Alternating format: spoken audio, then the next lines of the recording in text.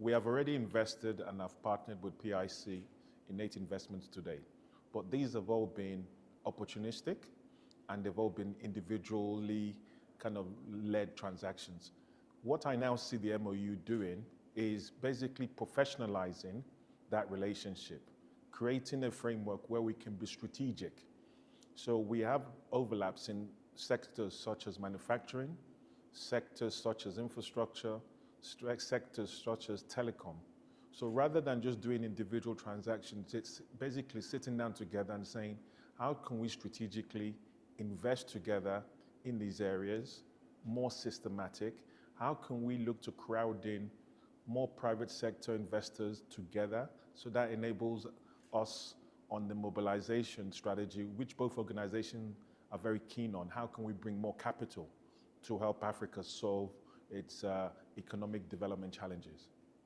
The two of us, for example, want to do more in the spatial inclusion space. Now, that probably for somebody that doesn't understand, say, South Africa, is a very high-risk sector to look into. Whereas, as a DFI, we are able to take a higher risk than a traditional private investor. I believe PIC also has a similar approach to us.